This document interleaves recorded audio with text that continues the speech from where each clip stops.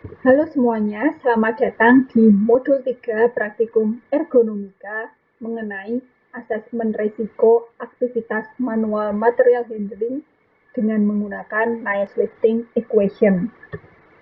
Diharapkan melalui modul ini mampu melakukan asesmen, membuat usulan intervensi, dan membuat laporan hasil asesmen dan intervensi terkait aktivitas manual material handling yang dianalisis.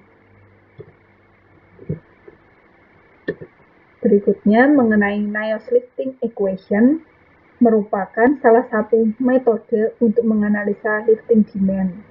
Asesmen lain yang bisa digunakan adalah biomekanika. Tetapi biomekanika memiliki kekurangan yaitu beban dan posisi beban yang relatif. Selain itu, biomekanika tidak memperhitungkan faktor lain seperti sudut twisting, jarak perpindahan, ukuran dan bentuk objek yang dipindahkan, dan lain sebagainya.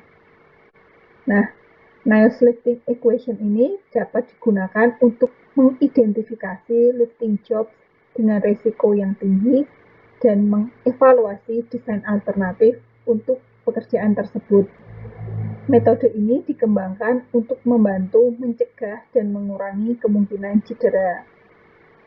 Berikut adalah persamaan recommended weight limit yang merepresentasikan nilai beban suatu tas lifting yang spesifik di mana aman bagi hampir semua pekerja untuk bekerja pada jangka waktu yang lama tanpa peningkatan risiko cedera. Nilai recommended weight limit didapat dengan perkalian load konstan dikali horizontal multiplier dikali vertical multiplier dikali distance multiplier dikali asymmetric multiplier dikali frekuensi multiplier dikali coupling multiplier.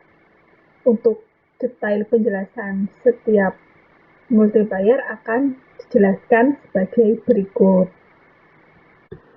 Yang pertama adalah load constant yang merupakan rekomendasi berat maksimum yang dapat diangkat dalam kondisi yang optimal.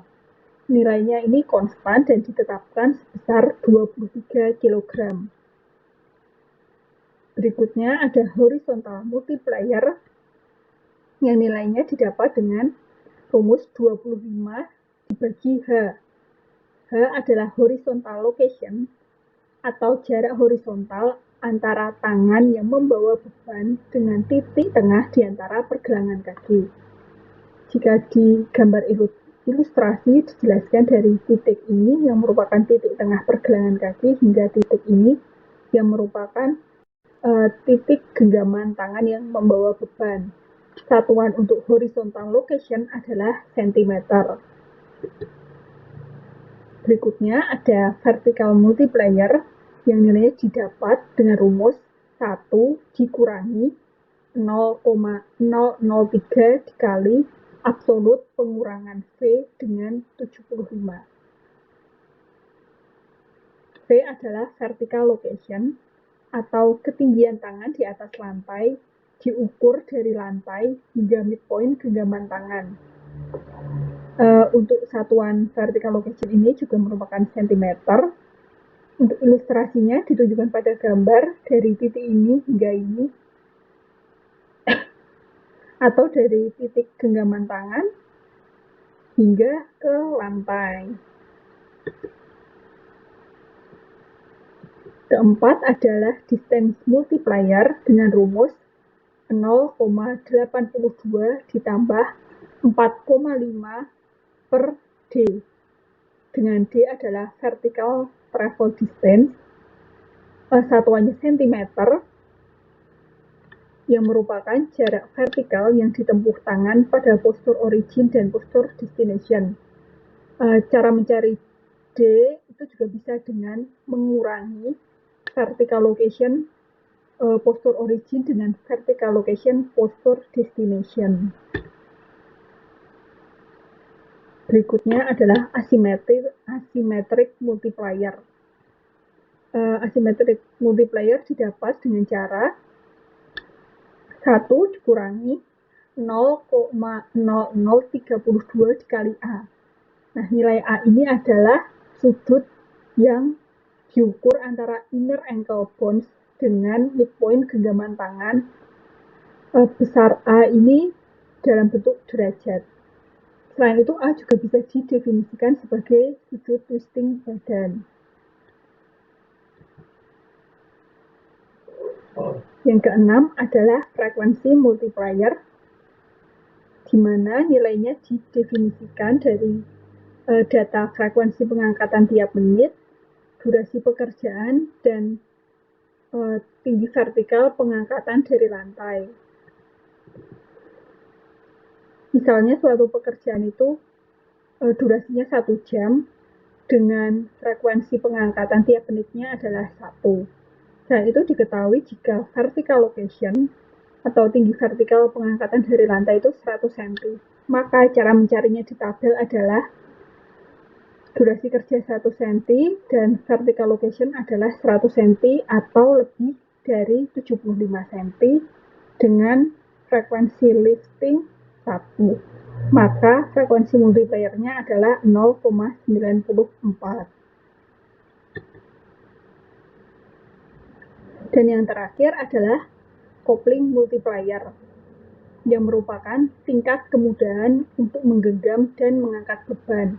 Ada 3 jenis coupling, yaitu good, fair, dan poor. Good artinya kontainer memiliki desain optimal, misalnya berbentuk kotak dan memiliki pegangan untuk membantu proses pengangkatan. Kedua, ada tipe fair, di mana tidak memiliki pegangan tetapi tidak sulit untuk menggenggam atau mengangkat. Dan yang terakhir, poor, ini bentuknya kurang optimal dan tidak beraturan dengan tidak ada bagian untuk menggenggam dan mengangkat. Berikut adalah decision tree yang membantu untuk menunjukkan coupling type dari suatu objek. Setelah kita mengetahui coupling type objek, kita bisa mengetahui coupling multiplier ditambah dengan data vertical location yang telah kita ketahui di depan. Setelah semua nilai multiplier diketahui, kita bisa langsung menghitung nilai recommended weight limit dengan mengkalikan semua nilai multiplier seperti rumus yang sudah dipaparkan di depan. Tahap selanjutnya adalah menghitung lifting index.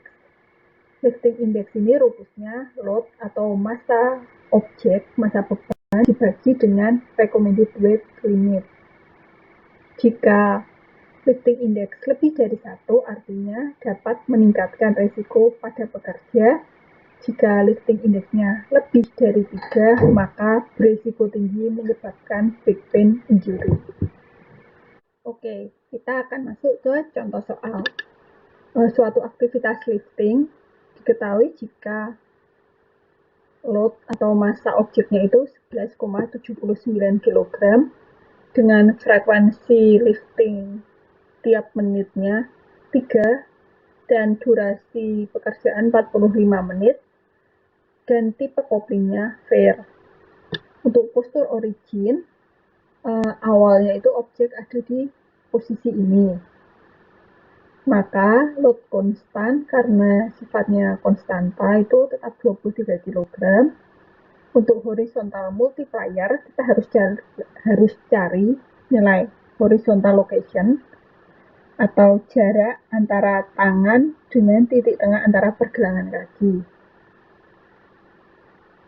Nah, di sini bisa kita lihat jika pada posisi origin dari pergelangan tengah pusat pergelangan kaki hingga tangan menggenggam itu jaraknya 10 inci, kita ubah menjadi cm 25,4, maka nilai horizontal multipliernya 0,98. Lalu untuk vertical multiplier, kita harus cari nilai vertical location, yaitu ketinggian tangan di atas lantai. Pada postur origin, maka ketinggian tangan itu di sini, dan berdasar gambar kita bisa mengetahui jika nilai vertical location adalah 22 inci, kita ubah menjadi senti, maka nilainya 55,88. Dan untuk vertical multiplier itu nilainya 0,94. Berikutnya untuk distance multiplier, itu kita membutuhkan data vertical travel distance, di mana bisa dihitung dengan mengurangi vertical location destination dikurangi vertical location origin. Vertical location origin tadi sudah kita hitung jika nilainya 55,88.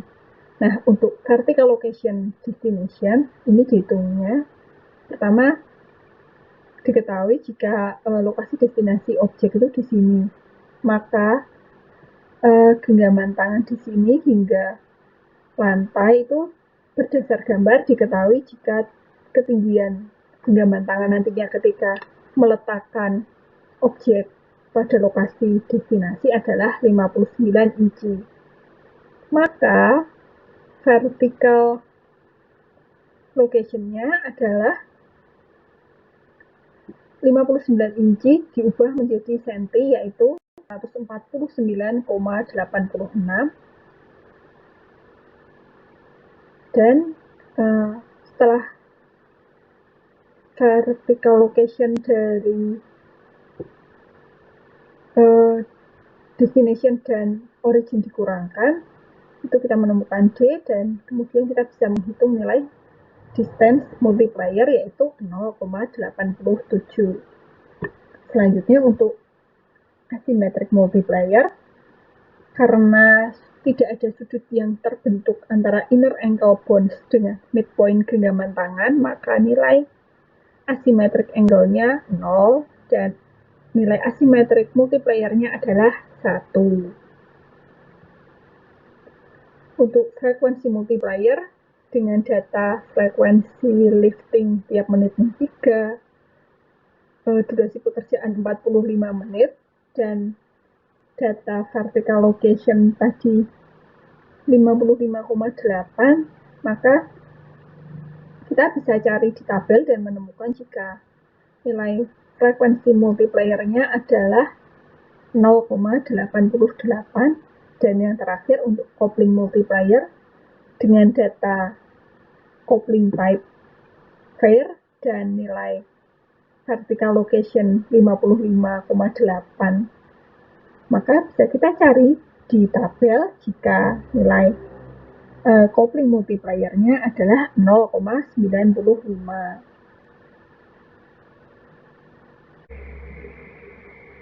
Nah, setelah kita mengetahui semua nilai multiplier, kita bisa menghitung RWL-nya dengan mengkalikan semua nilai multiplier didapatkan jika nilai recommended weight limit itu sebesar 15,41 kg pada postur origin. Lalu, next kita cari lifting index postur origin dengan membagi nilai load dan RWL. Nilai load adalah 11,79 dibagi 15,41. Diketahui jika lifting indexnya besar 0,77 atau kurang dari 1. Dapat diartikan jika resiko cedera untuk pekerja itu kecil. Berikutnya untuk postur destination, karena objek itu lokasi destinasinya di sini, kita bisa menghitung multiplier-nya. Untuk load konstan tetap 23 kg. Untuk horizontal multiplier, horizontal location-nya itu jarak antara titik tengah pergelangan kaki hingga ke genggaman tangan pada postur destination, maka berdasar di gambar ini nilainya 25 inch kita ubah menjadi senti 50,8, maka nilai horizontal multipliernya 0,49.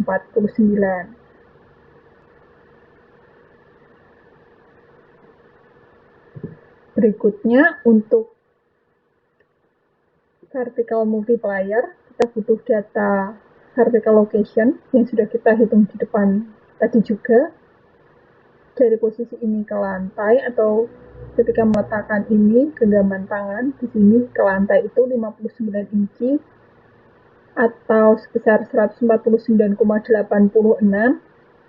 maka vertical multipliernya itu nilainya sebesar 0,78 dengan distance multiplier seperti pada postur origin sebesar 0,87. Begitu pula dengan asymmetric multiplier, karena tidak ada sudut yang terbentuk, nilainya tetap 1.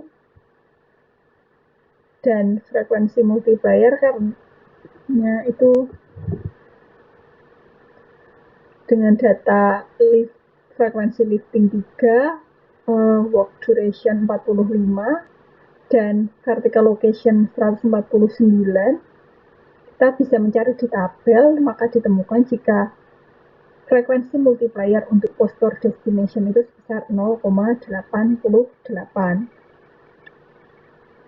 Pada coupling multiplier, kita juga harus mencari kembali di tabel dengan coupling type pair dan vertical location-nya 149,86. Berdasar di tabel, itu jenis nilai coupling multiplier-nya senilai 1.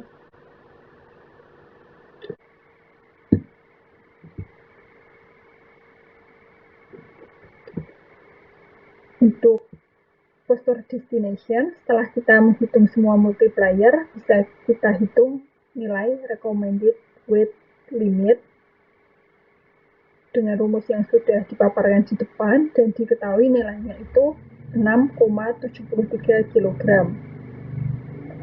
Lifting index untuk postur destination nilainya dengan membagi 11,79 dengan 6,73 dan didapat nilainya adalah nilainya adalah 1,75 atau lebih dari 1, di mana artinya aktivitas tersebut dapat meningkatkan risiko cedera pada pekerja.